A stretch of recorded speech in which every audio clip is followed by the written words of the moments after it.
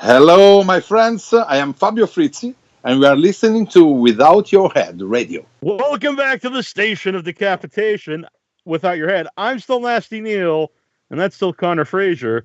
And now we're joined by Eduardo Sanchez, co-creator of the Blair Witch Project, and a lot of other cool stuff. How you doing? I'm good. Thanks for having me, guys. Thanks for coming on. This is great. Yeah, this is first time guest co-host here, Connar Frazier, who we had on the show, and it was a really good interview.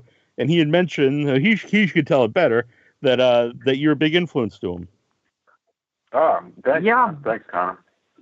Absolutely, yeah. Thank you, man. Yeah, I mean, I've always, loved Blair Witch, of course, and I really, I already told you how much I love Lovely Molly, Ed. I mean, I sing that movie's praises. Yeah, absolutely. And yeah, we talked about it a little bit before you came on, kind of the impact it had on me, and it's a huge. I feel like there's a freedom to it. I think, the way that you guys had done it, there was, there's found footage, and then there's Blair Witch. There's creating a whole mythology. There's doing something new with it. There's, Lovely Molly, where you're actually, showing someone losing their mind. There's found footage, and then there's innovative found footage. And I think you and Dan and everybody else did a great job with Blair Witch, and I think you've continued to really, kind of trailblaze it. Well, thank you, man. I mean, for me as a horror filmmaker, I think there's always, it's almost like my duty to try to bring something new, because I think that, that's part of like horror is just, just seeing something in a new way, a new trick. That's kind of the thing. But yeah, I've always tried to, just mix it up. And we did, Lovely Molly for me was kind of like a mix, I was trying to figure out if found footage could be mixed, with just, a conventional, shot film. Mm-hmm. And, and again, it was kind of an experiment, and, I think it worked all right. Was found footage even a term when you made Blair Witch? No, we never called it found footage. I guess the found footage came from like the title card of Blair Witch, where it said, the footage was found, because really a lot of found footage isn't found footage at all. It's just, it's just events that are happening. And, so the whole found footage thing was for us, about, the footage was found a year after, they shot the movie, the events happened in the woods. So we called it like first person cinema, or POV cinema, because that's really, for us, that's what it was, and but yeah, found footage I guess came afterwards. And Dan and I remember Dan and I kind of fought it for a while, and then after we were just like, all right, found footage, we'll call it found footage. It's just so yeah. So I think to some people you're to thank for it, and some people maybe you're to blame for the found footage. Yeah. I mean, I think that the found footage genre, or the subgenre, of horror films, it's definitely just like everything else. I mean, you still have to have, solid characters and a solid story, and there has to be a certain amount of, vision with the film. But I think the whole found footage thing is given a lot, I think people think it's easy, and some parts of the found footage thing are easy, but others are much more difficult even than normal films. So I think that's led to just a lot of I guess, bad, or just movies that just had no point of view, or just didn't work. But, for me, like, even like bad found footage movies, like there's something about them, like the idea that if Blair Witch, influenced them at all, I feel like sometimes like I feel like I at least need to like see at least a little bit of it. Right. So there's not, I haven't really seen anyone, any found footage movies, at least, recently, that have like really pissed me off, or like been super terrible. There was always cool stuff in them, But yeah, it was kind of crazy just after it seemed like they were everywhere there for a while, you know. Mm-hmm. When you mentioned like people think it's easy, I kind of think it's for a long time after Night of the Living Dead or any of the Dead movies. It was, I think, a lot of first-time directors would make a zombie movie because they think, oh well, this must be easy because they made it with no money. And then after Blair Witch, it was kind of like, well, you know, if they made it with hardly any money, you know, I can do the same thing. Yeah, and I think that, you know, I think it's a good thing. You know, definitely. You know, anything that gets people out there making films, I think is a good thing. And the fact that, you know, in any way, if my film inspired somebody to, you know, grab a camera or you know, write something or just do anything like that, that's great. But yeah, I think that the idea that like found footage is, you know, if you have a camera, if you have an iPhone, you can basically do a found footage movie, you know? So, I think sometimes the ease of it, you know, I think people think that it's so easy. You know, you have to do is point the camera at people and make stuff up. But, you know, there really is, you know, a lot of, you know, filmmaking, you know, like a lot of conventional kind of storytelling that goes on behind the scenes of a decent found footage movie. Yeah. So when was the original like origin of the Blair Witch Project? Like, when did you start to talk about making it, and was it always going to be made the way it was?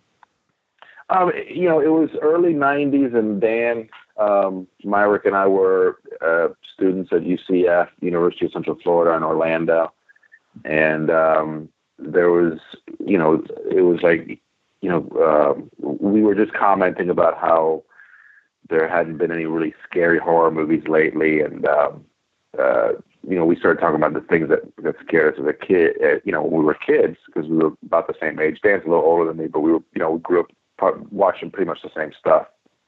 And we loved this show called In Search Of. I mean, really for us, that was like the main thing, you know, that freaked us out on television as kids.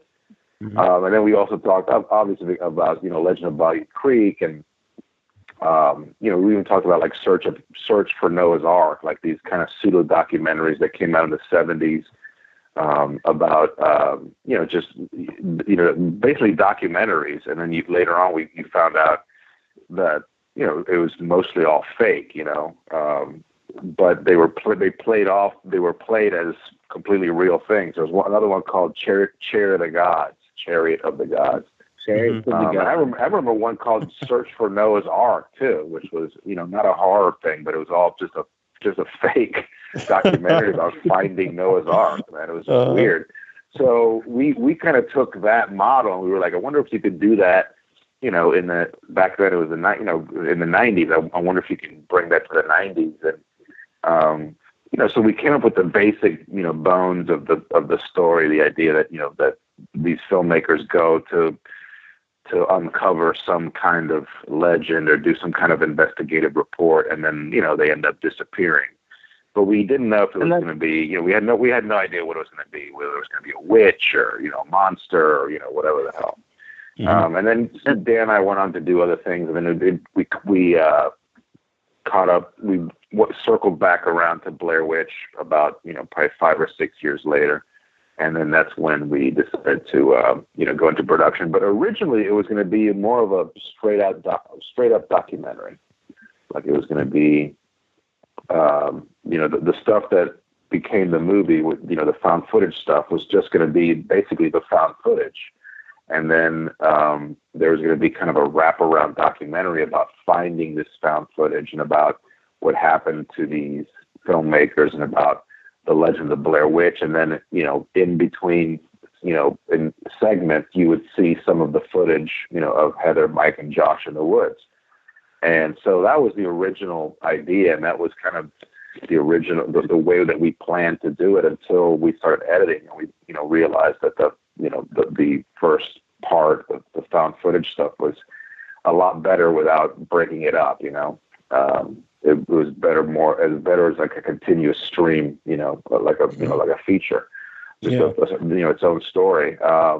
And then so we, you know, eventually it took us many months, but we got to the point where we were like, okay, this is the movie. And This is just the way it's going to play after a title card, and we knew it was going to be, if, because we had no idea what the movie was actually going to do with it. We were trying to sell it, maybe get a cable deal or a video deal or something. So we had no idea, what we were going to end up, but we knew that we didn't have, we didn't think we had a commercial film, and we thought, it was going to be cool, and, horror fans would like it, and, maybe documentary fans would like it, but, we just thought it was going to be like a stepping stone to do something bigger. It just somehow kind of came into place and just started kind of, freaking people out. And then that's when we started kind of realizing that we had, we might have something special. Mm-hmm.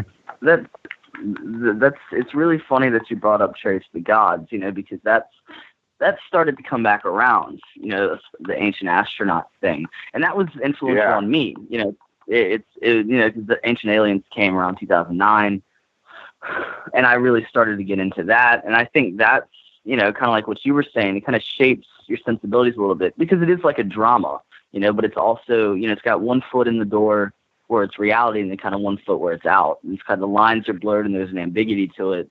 Maybe more, I think, with the original. I think nowadays Ancient Aliens is pretty obviously fake, but I totally get that. Yeah. And that's the thing, is that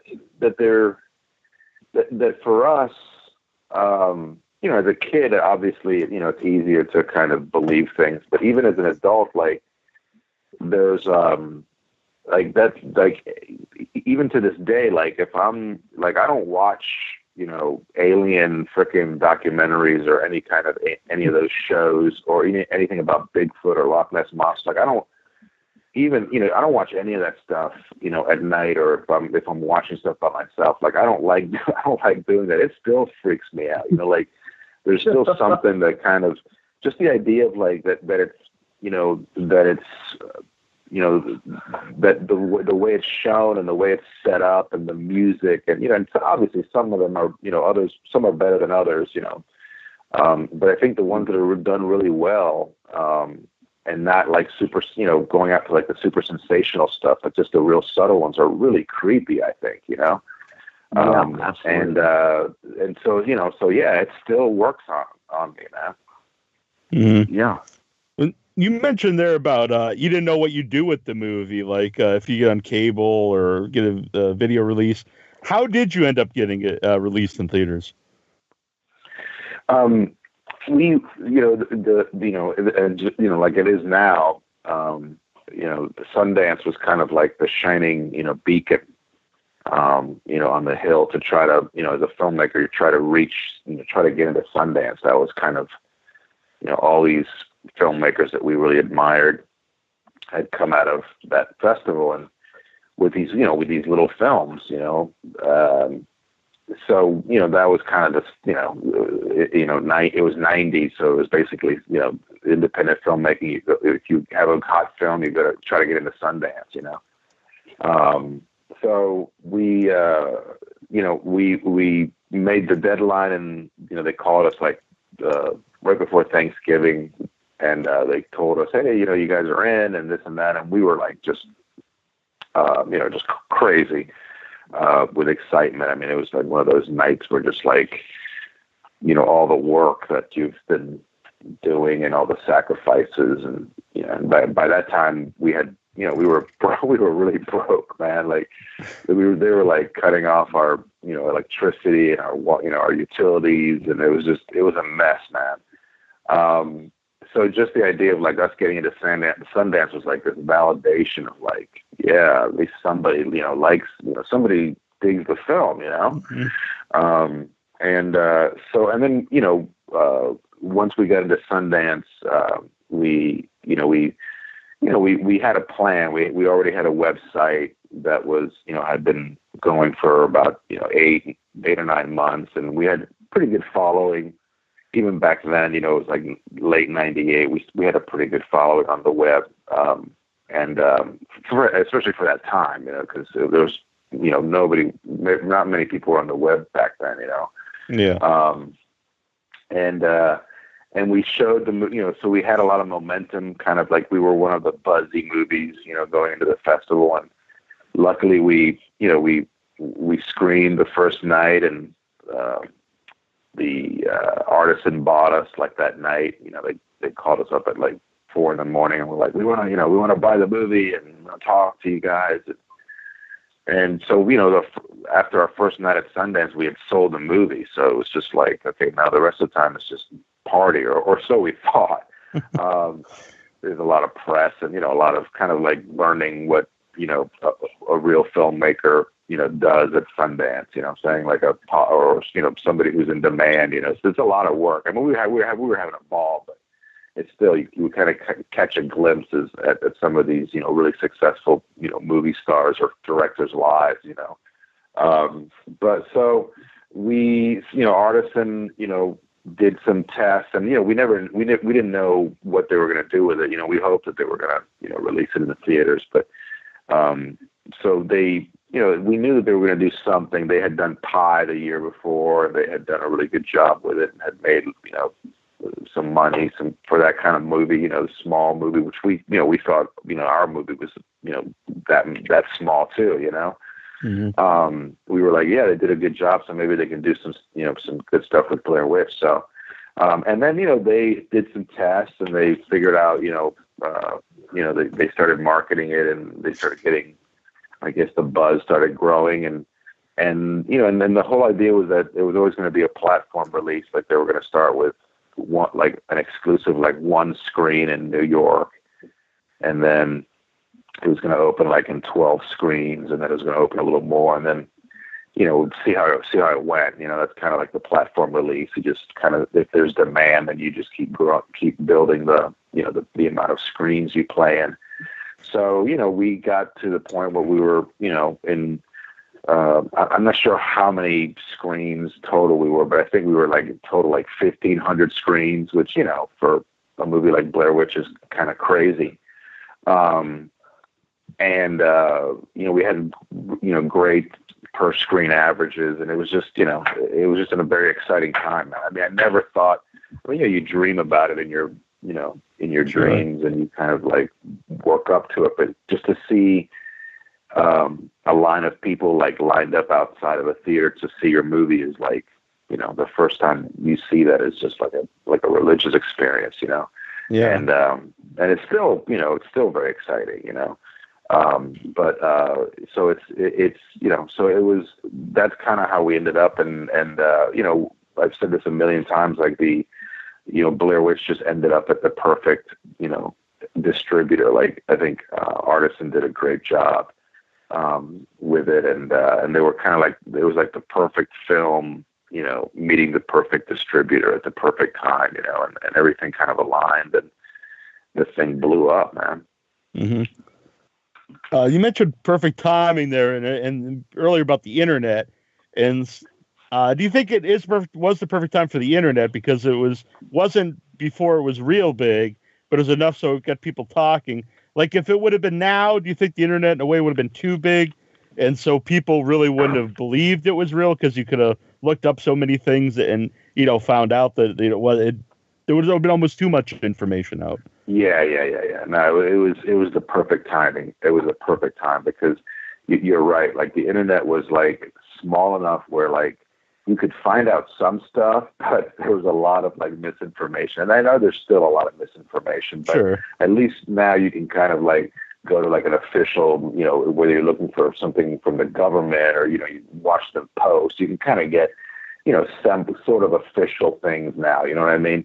Back then it was just like a free for all and just a lot of crazy, there's just sites everywhere, and there wasn't there weren't many ways to like check up on stuff. You still had to kind of do the basic kind of detective work, So we got away with a lot of stuff that today we would have never gotten away with. And I think today,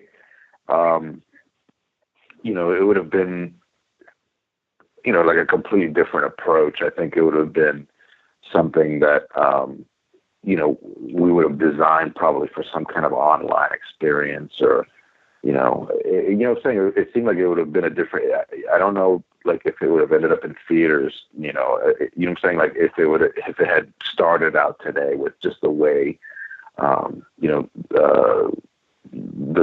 huge the internet's gotten, and the fact that everybody has, you know, cameras on their phones, like it's a complete different film at this point. You know what I mean? So we were right at the point where like there were cell phones, but the cell phones still, you know, there weren't many towers, you know, like people still had, I mean, you know, people still do cell coverage, but back then it was like, you know, it was hit or miss pretty much anywhere you were. Like sometimes there was cell coverage and sometimes there wasn't, you know, so it was kind of, you know, it was, you know, before YouTube, before FaceTime, before, you know, Instagram. So, you know, it's just like nowadays it would just be, you know, it's a completely different movie, you know. It's you know, nowadays it's more like what, you know, the remake, you know, or the part 3, you know, the one that kind of rebooted the franchise, you know. The Adam and Simon's Blair Witch, you know, like you know, it would be, you know, like you couldn't sell that as, you know, completely real these days. You'd have to kind of do what they, you know, what Lionsgate and they did, you know, which is just basically you play it off as, you know, it's a sequel to another movie, you know, to a movie. So, you know, it was a different time, but it was a perfect time to do this kind of, you know, weird, you know, marketing campaign that, you know, pretended that the movie was real, or that the footage was real, as much as we could get away with. You know, we never lied to anybody, but right. You know, we definitely, you know, because, you know, we were, Dan and I were doing interviews all the time, and we were, you know, we told artists, and we're like, we're not going to go, we can't go along with it. If people ask us if it's real or whatever, you know, we're going to tell them that we came up with the story and all, you know, we're going to tell them that, you know, it's whatever. So, but it's still, you know, it still worked. And I think it sparked a lot of people's kind of, you know, kind of imagination. And I think afterwards, I think a lot of people, like Connar was saying, you know, it's just, you know, a lot of people kind of saw that as like, what we did is like, man, I could, if these dumbasses could do it, then we can do it too, you know. And that's the greatest compliment for me, like the idea that that my film, you know, inspired other filmmakers. It's, you know, to me, it's like the best thing about Blair Witch. Yeah. Well, I was telling Neal, you know, that when I had talked to you, you know, of course, I, like everybody else, had a Blair Witch idea, you know, and you had told me, you know, just change the name and make it, you know, and I thought that was really cool, you know, because it's like you've kind of let the mythology stand on its own legs, not really tried to control it, you know. Yeah, I mean, you know, the thing, like a lot of people, you know, I get hit up every once in a while for, you know, a Blair Witch sequel or something, and, you know, and my thing is that there's definitely, you know, the mythology that we all created can, you know, is there to, you know, hopefully will continue to grow, you know what I'm saying, whether it's fans or whether it's, you know, Lionsgate, you know, does a TV show or, you know, whatever, more movies, you know, and it's there just to kind of, you know, the foundation that we laid, you know, is there to make, you know, so that other people can take it in many different directions. So, but unfortunately, you know, Lionsgate owns Blair Witch, you know, so if you have something that kind of fits into the Blair Witch world, but you can get away with, you know, switching some, you know, just, you know, not saying Blair Witch, then you can have your own horror film, you know. It's so, you know, I always tell people, it's great that, you know, if you want to do a Blair Witch fan film, that's great, but, you know, you realize that you're not going to be able to, you know, sell it or make any money on it, you know, so it kind of limits your, you know, ability to do, you know, to do stuff sometimes when you know you're not going to make any money off it. But still, I still, you know, there isn't that much, you know, anymore, but there's always somebody doing some Blair Witch stuff. I saw something a couple of days ago. I haven't really looked into it, but it was some video about, you know, some Blair Witch thing. I got to check it out. But I love looking at that stuff. And back in the day, there was, you know, there was a lot of people just kind of, you know, taking the basic idea of what we had made and, you know, expanding it. And I really love checking that stuff out. Mm-hmm. So how did the Curse of the Blair Witch documentary on Sci-Fi? How did that come about? It was, Lionsgate, but Artisan approached us, right after we sold the film. They were like, we want to do something for Sci-Fi Channel. We have an opportunity to do it, like an hour-long special on Sci-Fi Channel. Do you guys have any ideas? And we were like, yeah, we have all this footage of like all this kind of documentary footage that we are never going to use because we kind of threw it out of the movie. But it's, it's good stuff. It's like, interviews with family members and, detectives and police, police footage and newscasts talking about, the disappearance of the kid, the filmmakers. So, they were like, yeah, let's do it. So we wrote it, we directed it, we edited, we did it all in Orlando. We went up to Maryland to shoot some stuff, but shot a bunch of stuff in Orlando, kind of doubling, or some of the places doubling for Burkittsville and the Maryland area.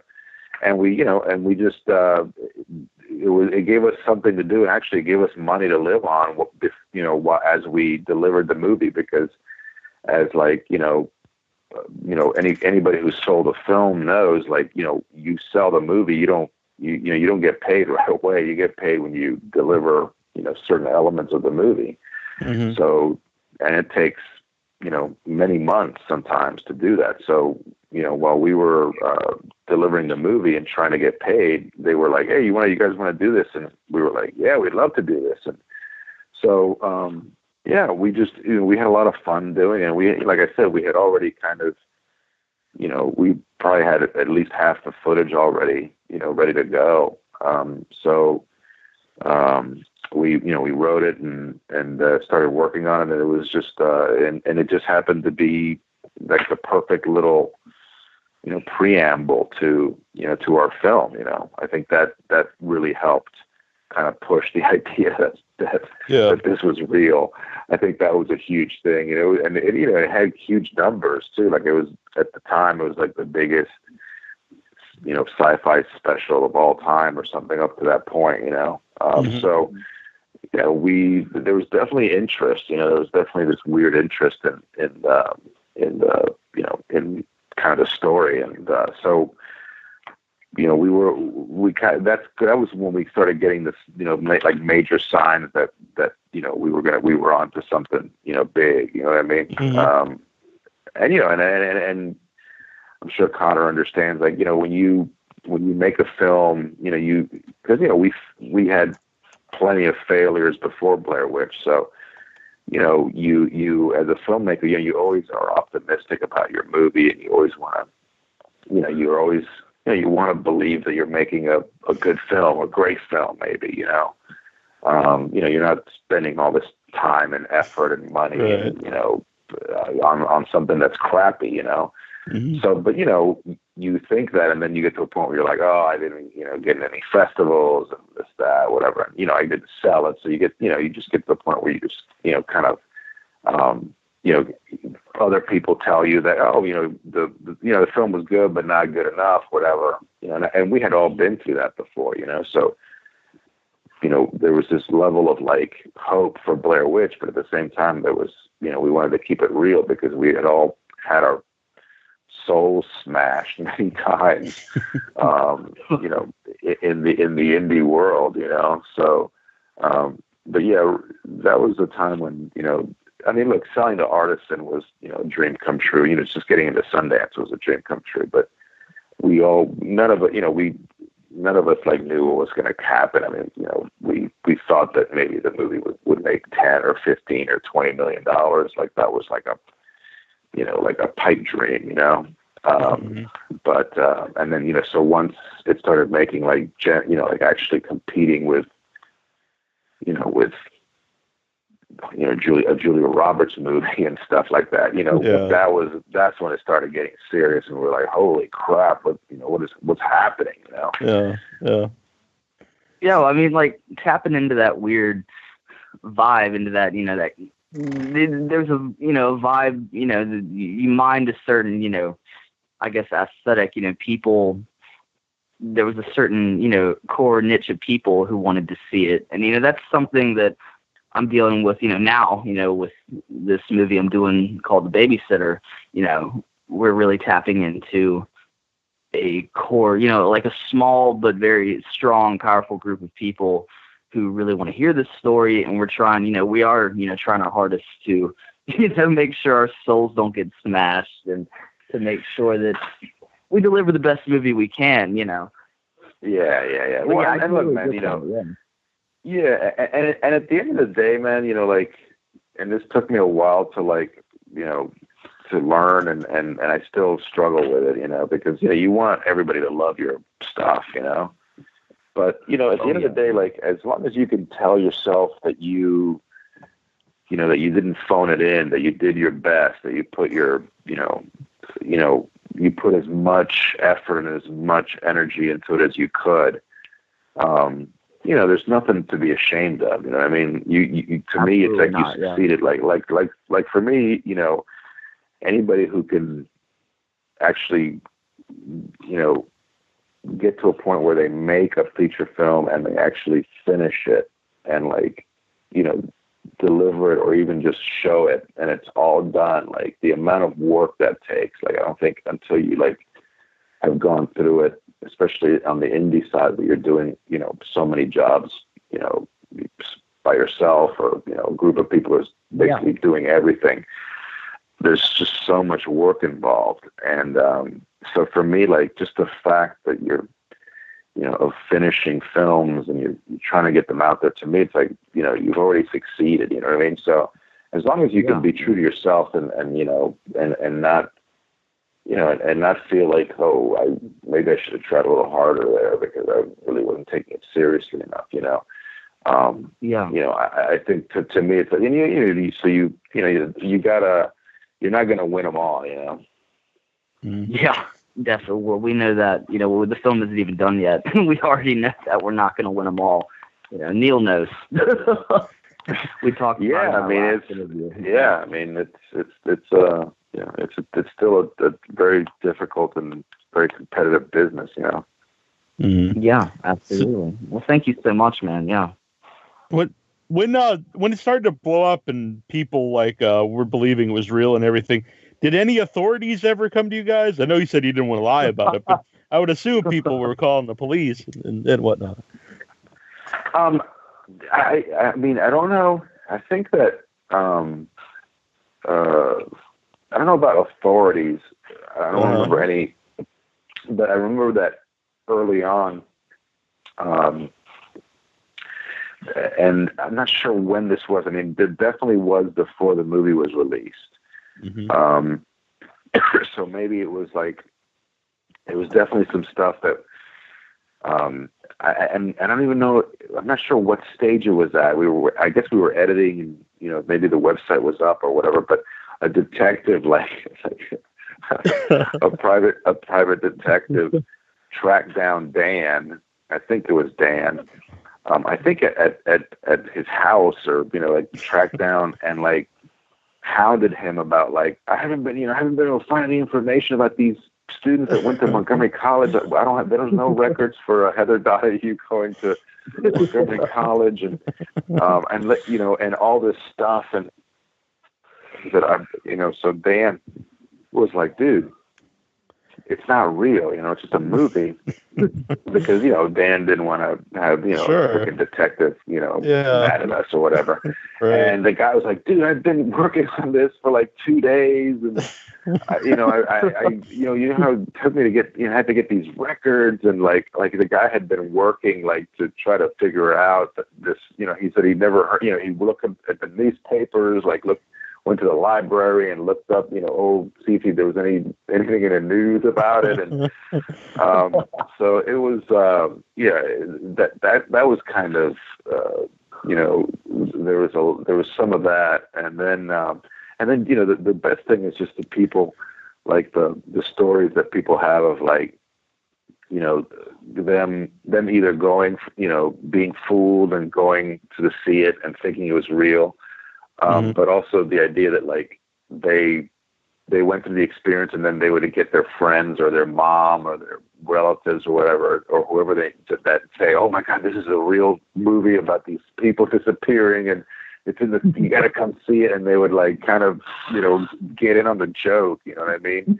And, there's so many like really great stories of like people freaking, their parents out or their mom out, or there's actually, when I first met, Robert Rodriguez, he told me his Blair Witch story. Like he had gotten a tape, a VHS tape, of the movie, and which the VHS tapes were like making their rounds all over the place, especially in Hollywood and LA. Like just about everybody I talked to that like was around that time saw Blair Witch like off of a VHS tape.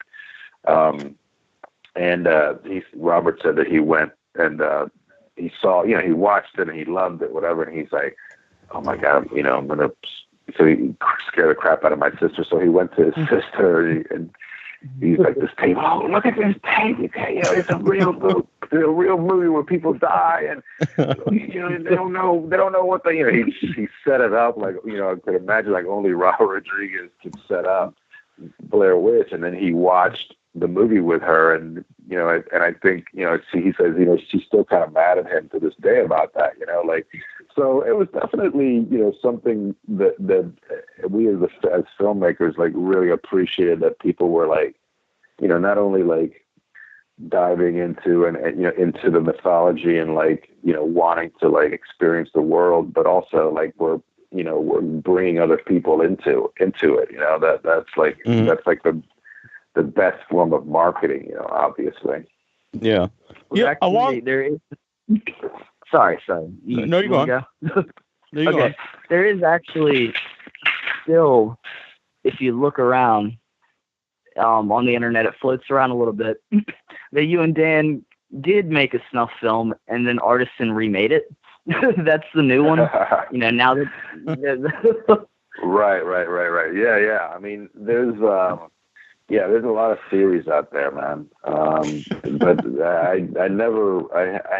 I sort of heard about that one, but I never read.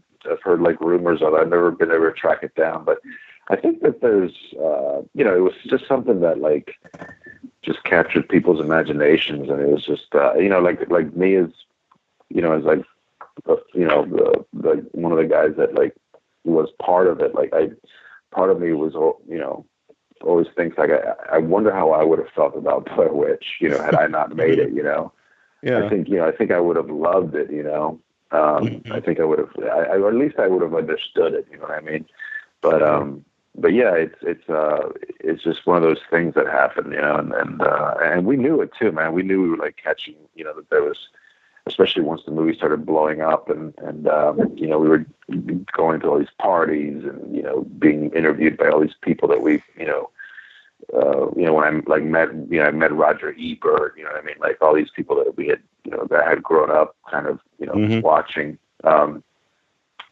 We knew that this was kind of a once in a lifetime thing that was happening. This kind of explosion. As best we could, we tried to enjoy it and tried not to take it too, ourselves too seriously. Yeah. I was, talking about all that stuff about at the time and people, believing it or wondering, what it's all about. Do you find that people still, like, if they weren't around at the time and they watch it for the first time now, they still like it? Or is it hard for new people who didn't kind of live through that moment to really like get into the movie? No, there's definitely there's definitely young fans, man. I think that kind of like the thing we were talking about, the idea of like, kind of fooling, pretending it's real or whatever. I think that if I were a parent, that'd be like the perfect, once my kid was old enough, that'd be like the perfect prank. That'd be the perfect thing to do to my kid, or to see him saying, but I think, but also even the people that I think, but there's a lot of kids that kind of grew up with the parents digging it or whatever. I still get a lot of, there's still a lot of love out there for Blair Witch from the new, generation.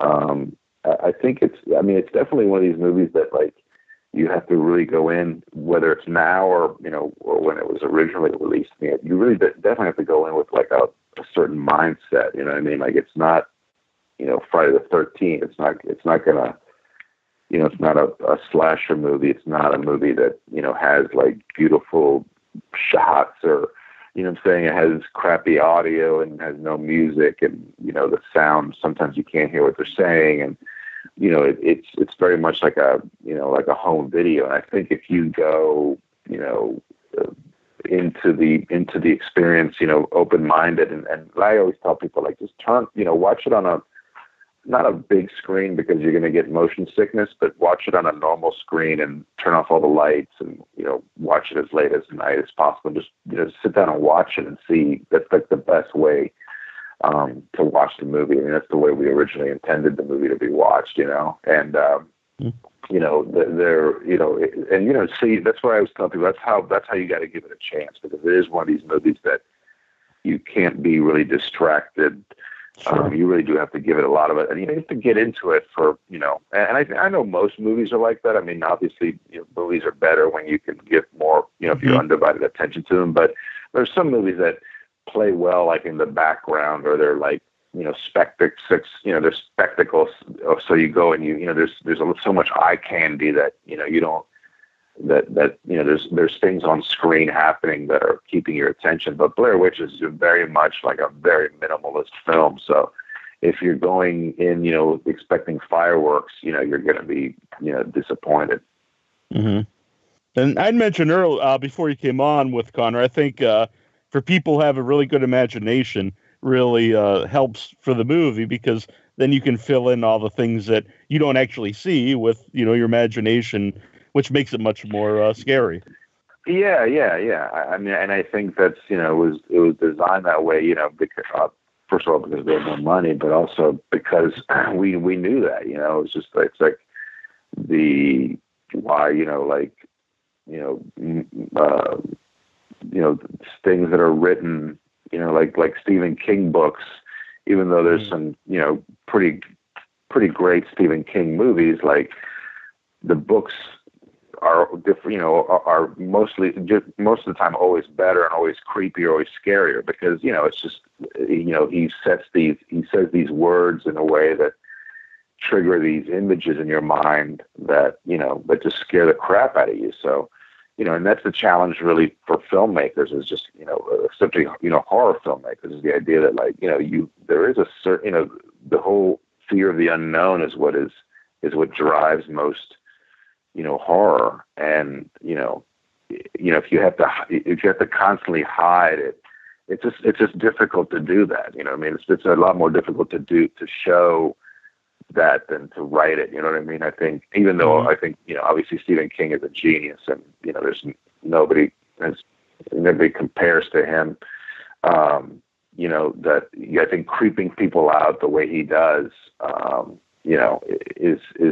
it's more fun because it's in your head. You know what I mean? Much more fun. Yeah.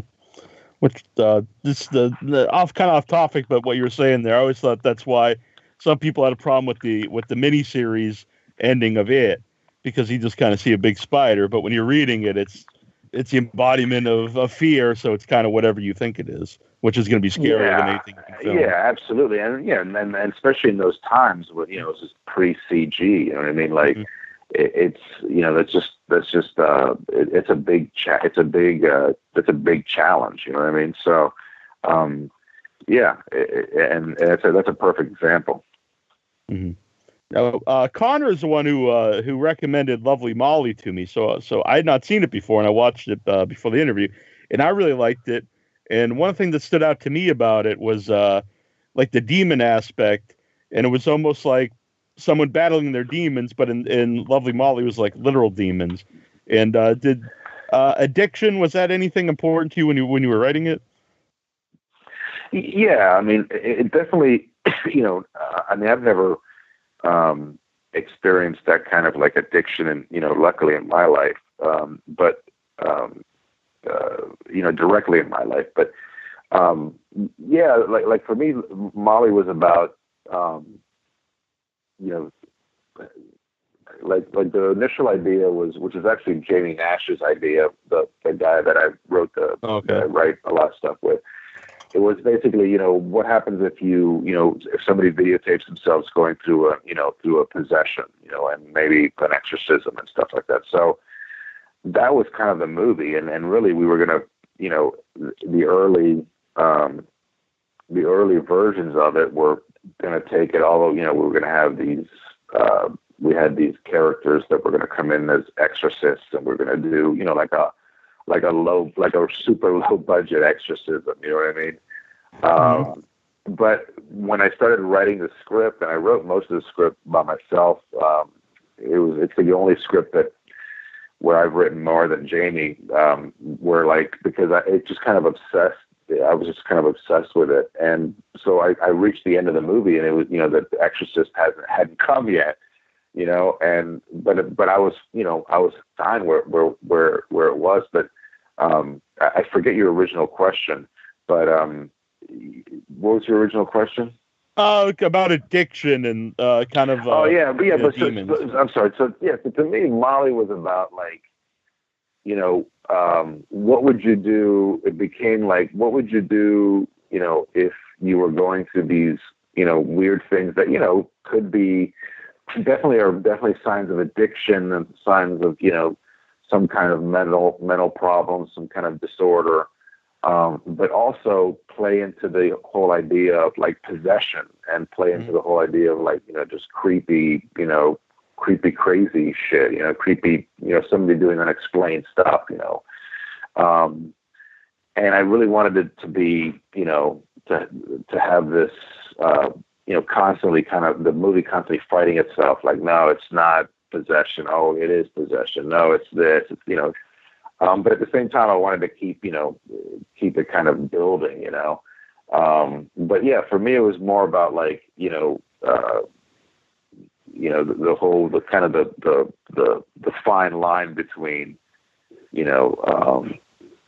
thinking somebody is possessed or some kind of something is wrong with them, to just them having some kind of mental issue, and then also the idea of like not having health insurance, because most of my 20s I didn't have health insurance, and I know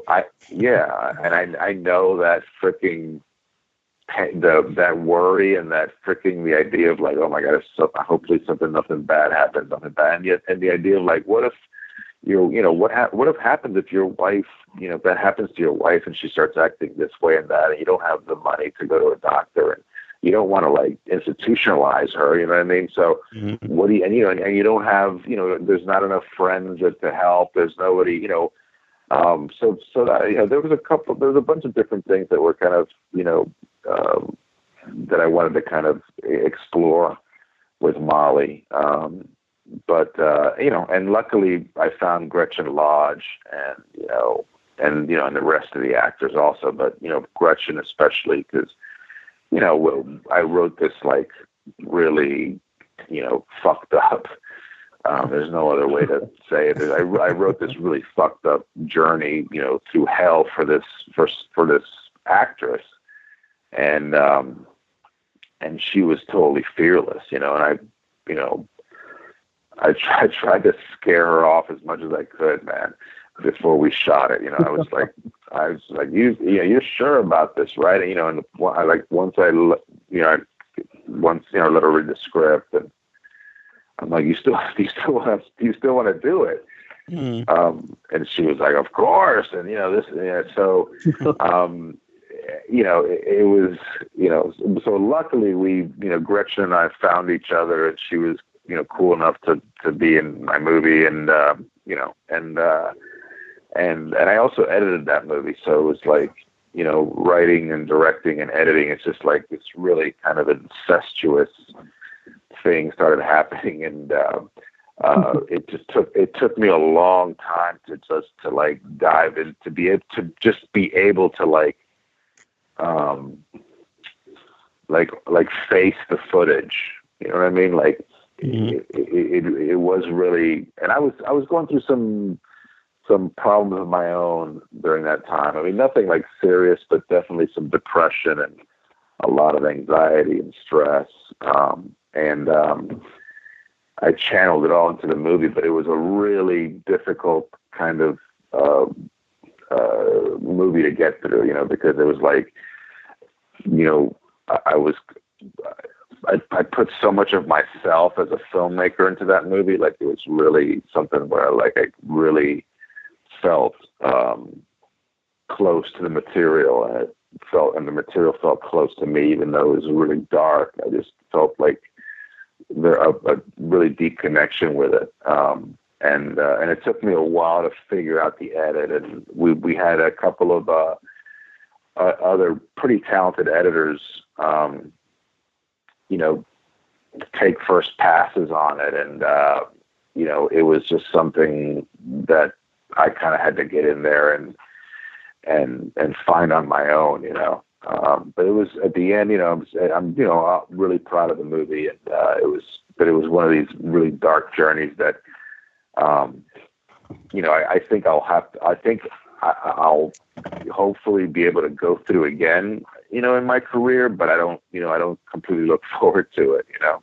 Mm-hmm. And that was like, I think, like, do you think when you were going into it, because it's kind of like, you know, almost like a found footage mixed with social commentary, mixed with, you know, mental health, mixed with, you know, a lot of these bigger issues that you usually don't see in found footage, you know, it's usually very simple.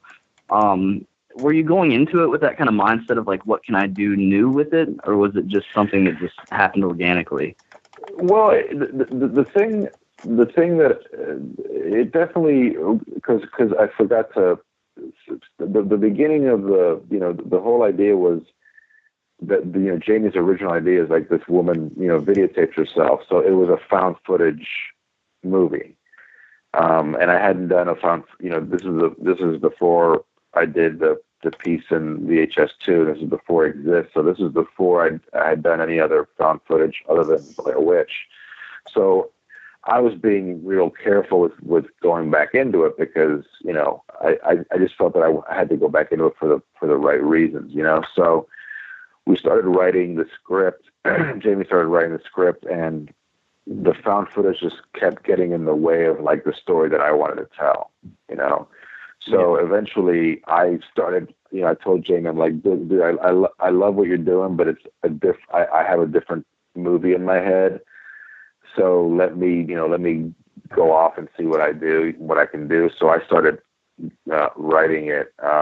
And that's when I was like, I want the energy. I wanted to try to bring like the strengths of found footage, together with the strengths of, you know, having a conventionally shot movie where, you know, there's music and there's, you know, a camera that doesn't really exist, but it's there, you know. So the idea of like putting a found footage movie inside a normal movie, you know, and that to me was like kind of enough reason, and you know that really excited me, that challenge, you know. And then the story started kind of, you know, Molly's journey started, you know, basically taking over, you know. Yeah, totally. Yeah. It's a fantastic movie. You know, I think it's. Thanks, man. I mean, it was it almost killed me, and I think that it was one of those movies where like, I mean, you know, not literally, but like it almost killed my desire to ever make a movie again. You know, it was either going to be, you know, like Molly, I think to me I was treating it almost like, is it either going to be a new beginning for me, or this is going to be the end of, you know, me making films, you know. So luckily I definitely grew in the right way from it, and you know, and I was able to kind of, you know, continue doing it. But yeah, it was you know, it was like not a fun time for a lot of that.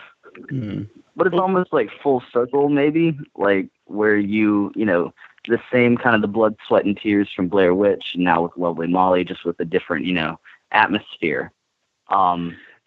Yeah, I mean, I don't know. And Yeah, and also, I mean, yeah, and there is like, Molly definitely, was, very much like it's like the lowest budget movie I've done since, other than Blair Witch.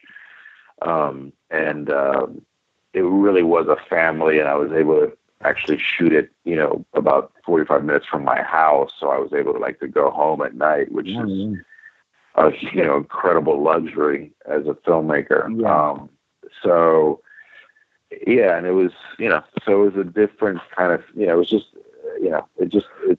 things just ended up, it's like you don't know where you're going to end up on when you start the journey of a film like that. You know what I mean? So it was a cool journey. It was painful, but I think everything kind of obviously everything worth creating is a little painful. Exactly. Right after Blair Witch, was it hard to decide or find your next movie? Because it's so big, I assume a lot of people would have been offering you things, but you maybe wouldn't want to redo another thing like Blair Witch. So what was it like, right after Blair Witch came out? Yeah, I mean, we were sent a lot of scripts, pretty much, every horror thriller script that had been, in development or had been somewhere in production or had some kind of hope of being made was sent to us, or probably sent to our agents, and then they, sent us the good ones, and there was definitely some there's some good scripts in there, but most of them just didn't connect with Dan or me, and we were kind of just burned out, on horror, because we never, Dan and I think we never considered ourselves horror filmmakers. That wasn't the, that's not really what brought Dan and me together. Dan and me, I think we like horror films, but it's, it was something that we weren't obsessed with, a lot of, people, especially a lot of a lot of horror filmmakers, are, they just have this background that, I just didn't have, or Dan didn't have, we knew the big horror films and we enjoyed all genres, but horror wasn't kind of our thing. So afterwards, everybody wanted just to do a horror film, and we were just kind of really burned out. It was just 3 years of Blair Witch we were just in we were tired of being in this really dark place where all you do is think about, bad things, you know what I mean? Mm-hmm. So, we set out to try to make this comedy called Heart of Love. And that's a completely different story and a very long story. But it was just the idea that we just wanted to do the complete, we wanted to do a complete 180 from Blair Witch and just do a movie that was just silly and didn't take itself seriously and was just stupid but funny and, gross. And it was just this, it was it's just a crazy ass comedy, and then eventually, the comedy kind of fell apart. Like I said, it's a long story, but there was a lot of it was our fault. A lot of it was the artist and the company that had bought Blair Witch was supposed to distribute Heart of Love, but obviously they didn't want us to make a comedy. So, they wanted us to make another Blair Witch movie. So, they, not that, I understand their motivations, but they weren't exactly enthusiastic about the comedy. And, it eventually fell apart. And it took, at least me a while to get back to just, to kind of get the spark back about, making horror films. But now, man, I really am very, fortunate and very happy to be in the horror genre. I think it's a great genre to be in. It's very, it's a lot of fun, but also you can, it kind of runs the gambit. You can take yourself as seriously as you want, or you can be as silly as you want. You can do action, you can do suspense, you can do drama. You can do. There's so many different kinds of horror movies. So, it's a great place. It's a great playground to be in, as a filmmaker. But for a long time there, I was, I would not have considered myself a horror filmmaker. Now I do. Mm-hmm. What do you have coming up? Yeah. I have 3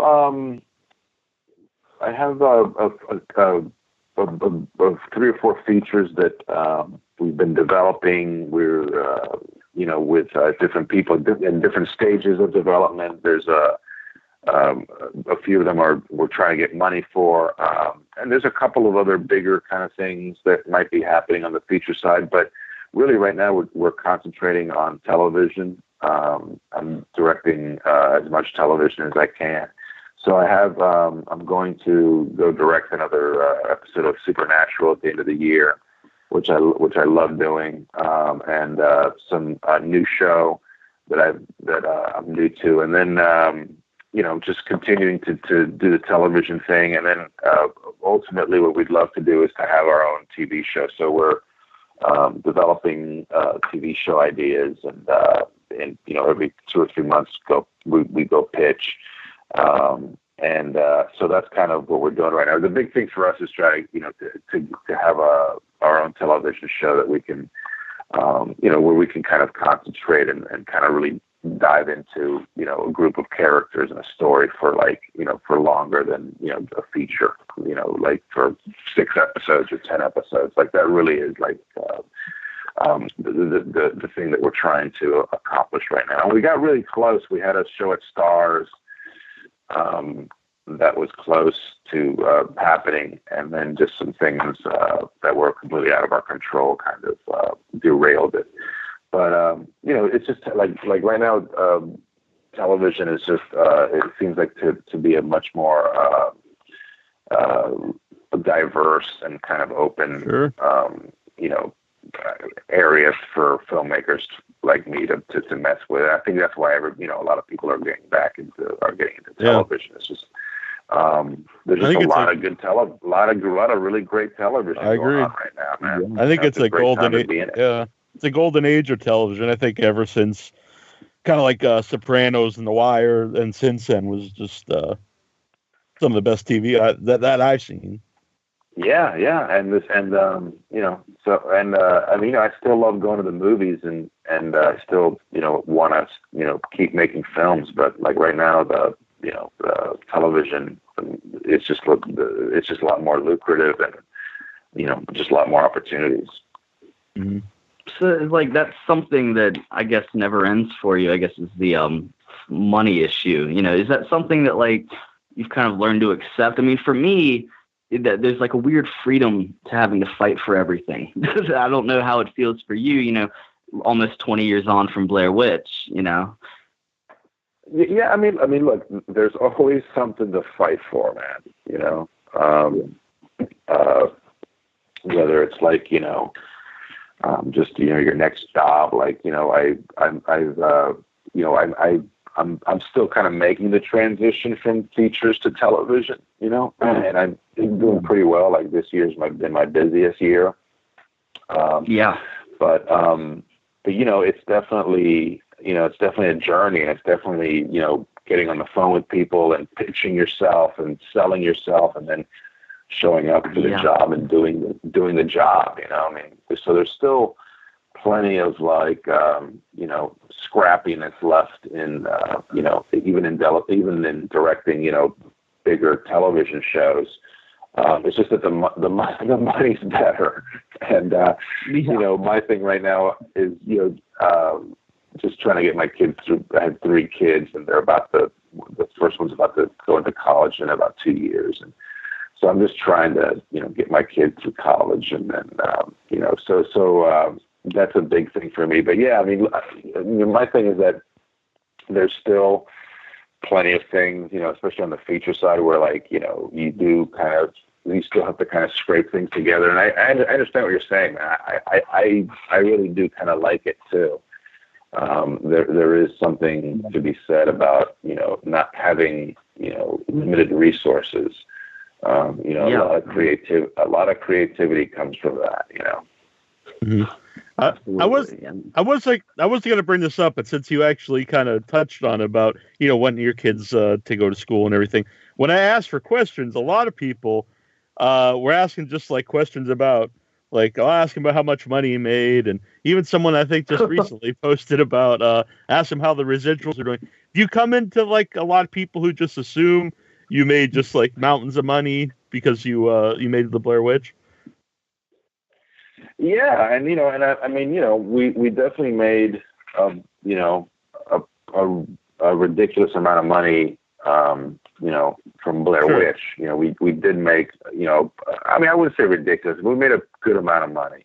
Mm-hmm.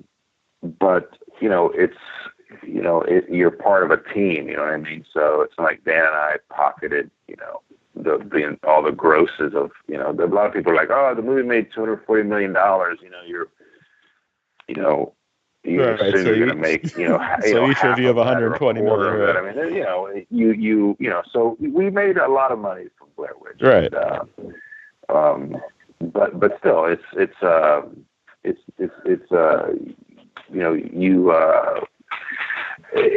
like a little bit like winning the lottery. You know what I mean? Like you definitely have, I wouldn't be where I am, obviously, if it wasn't for Blair Witch. But I still need to make a living. Mm-hmm. Yeah. Like it's before I do have to ask, what did you think of Blair Witch 2? I know I'm sure you've been asked this. We spent about 2 hours one day talking about those sequels. The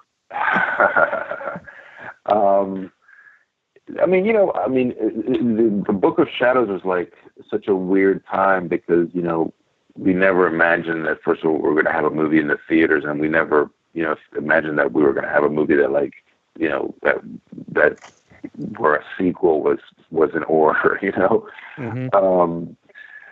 So, it was a weird time because, like, we weren't in control of of Blair Witch anymore. But they very much wanted us involved. And then once we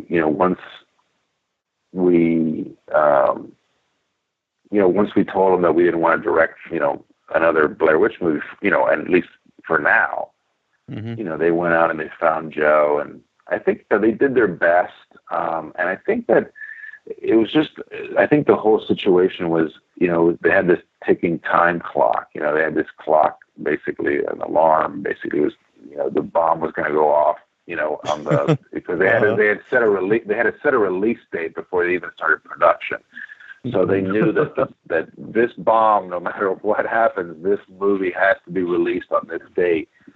And I think that it was just a hell of a way to make a movie, man. And I think that even Dan, I think, talked to Joe Berlinger, the director, about it. We were like, I think Dan told me that he said, man, you're setting yourself up for a really difficult, this is a really difficult way to make a good film. It's going to be really, really tough.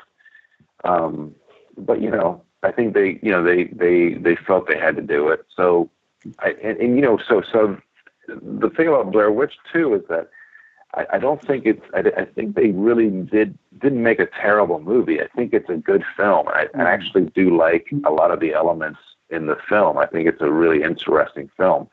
But I think that it was, it's like a cousin of our film. You know what I mean? Like, it's not really a sequel to our film. And I think that was the point of it. Yeah. Yeah, and that was the point of it. And so to me, like, I felt that if it didn't have Blair Witch 2, I think I would have liked it a lot more. You know what I mean? There had been, I'd heard, I'd read about it, and there'd been, Artisan was constantly, fighting with Joe about a lot of it. Joe had wanted. I was talking to Neal before you came on, and it was supposed to be like a satire almost of the reaction to Blair Witch, not really the movie, but a satire of the reaction that people believe everything they see. I think that would have been a badass idea. I think it would have been perfect. Very unique. I think if Joe would have had more time, and just to cook the idea a little bit. But I actually think that he did a pretty damn good job for. Absolutely, yeah. For the situation that he had, that he found himself in. But yeah, it was a disappointment to us because we wanted to continue to make Blair Witch movies. And you wanted to go back in time, didn't you? Yeah, that was our idea. Is going back to the doing a prequel, doing like the origins of the Blair Witch. That's the kind of stuff that turned us on, Would it have been like was your idea to be made like the Blair Witch, or would it have been like a more traditional movie? No, it would have been it would have been more traditional. It would have been like the closest that like, did you see The Witch? Yeah.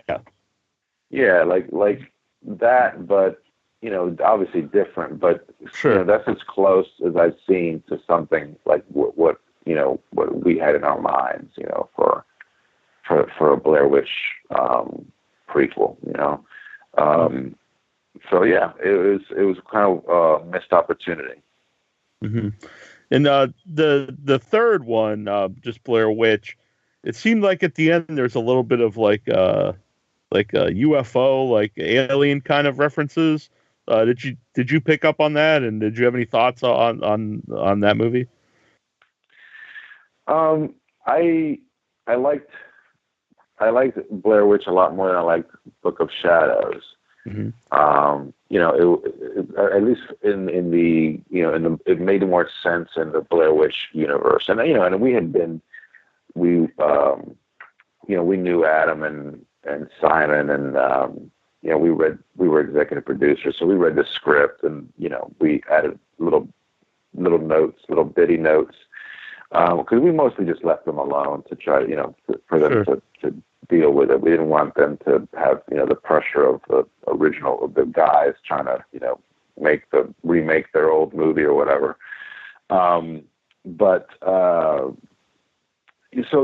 thought it was cool, man. I thought it was really, really tense and scary and freaky as shit at the end. And I think that I liked what the stuff that Simon added about like how he changed the mythology a little bit and changed the rules a little bit, because I think that's what I think Blair Witch was.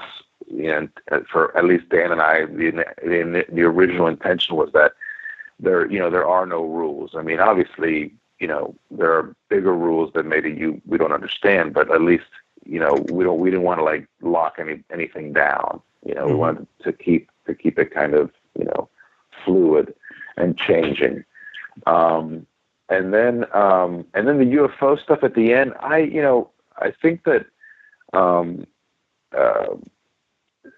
I haven't really looked into it, I haven't, gone back, but I think there was somebody talking about that they were talking, some Simon or Adam or somebody was talking about maybe it's like multi-dimensional or something or whatever. But I just thought that like that ending was just like this, like the freakiest, fun house, scary fun house ride ever. And I think those lights were just kind of like, whether they were real or not, or they were, just in being captured by the film, by the camera, because, for some weird reason or whatever. I don't know what it was. I don't know about aliens. I never thought that, that aliens had anything to do with Blair Witch. But, who the hell knows? Right. Well, it's left up for interpretation.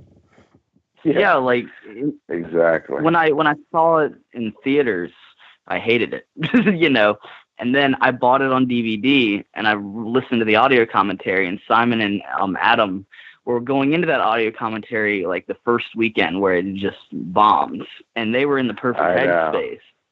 Yeah. And they were talking about, I kind of grew on me after that, because they were trying to ultimately set up, kind of like reintegrate the film into, the American, mindset. And then kind of move from there. So it's kind of a shame, you know.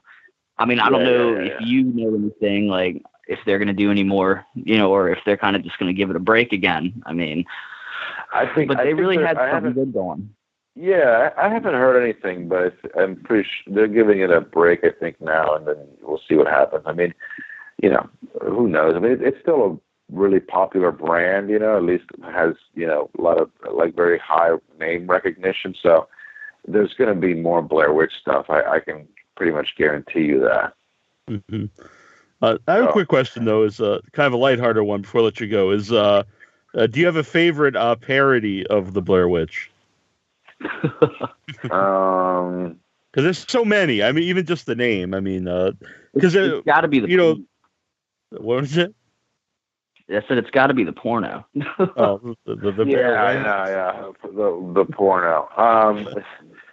Yeah, that's when you know you've made it, man. When your film make a porno out of your movie. Mm-hmm.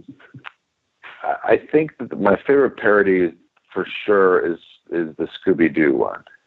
Uh-huh. Yeah. I just that was freaking crazy. And then there was a parody in I think there's Mad Magazine where they did like it was Mad Magazine or Cracked, like one of those, and they did like the Blair Witch thing, and Dan and I were in the cartoon, like in the magazine, like they drew us, you know, and they called us My Luck and Say Cheese. And we were the filmmakers, and it was just funny, man. They, you know, so that was like for me, like I think Dan as well, like one of the biggest moments of the whole craziness of Blair Witch is like seeing yourself, you know, as a cartoon in, you know, I think it was Mad Magazine, but you know, one of those. I'm like just seeing that, you know, like in a magazine that like, you know, I grew up reading Mad and Cracked and even Crazy, you know. Mm-hmm. So, you know, and I know it's silly, but you know, I think for me it was just kind of like, holy crap, you know, did I ever imagine in a million years that I was going to be, you know, in Mad Magazine, you know? Yeah, so, that's wild. Yeah, it was crazy, man. It was crazy. Yeah. Well, I appreciate you coming on tonight. It's been awesome to talk to you. Yeah, man. It's been amazing. Thanks for having me. It was good talking to you guys. Cool. Oh, thank you, man. Yeah. This is real as hell, man. Just get off your ass and finish the movie, man. Thank you, man. Yeah, I know. I'm getting there. We're almost there. I want to see what's, you know. I love the idea. You know, I love the title. I'm wondering what the hell is coming out of your sick mind. Was that the one that I had sent you a couple months ago? I don't know, man. I have my Facebook. You Facebook messaged me, right? Yeah. Yeah, my Facebook thing is a disaster, right? There's just so many. I get so many freaking, you know, messages. Yeah. I'd have to check it out again. Yeah. Yeah. I remember. I remember seeing something. Yeah. I took a shot in the dark, you know. And, you know, I wanted to thank you for that, you know, because you were super cool about it. You know, like most people were kind of just like, you know, go away, you know, don't, you know, and you're really, you know, open. Yeah, and, I look, dude, I try, man. I try my best. Yeah. Definitely. I mean, one day, who knows? Our schedules will align and we'll collaborate. Who knows? Yeah, man. But that would be a dream of mine, yeah. Absolutely, man. Absolutely. Yeah. All right, guys. All right, it's been awesome. It's past my bedtime. All right, very good. Hey, it's Brandon Crane, the original Ben Hanscom from the Stephen King's It miniseries, and you're listening to Without Your Head.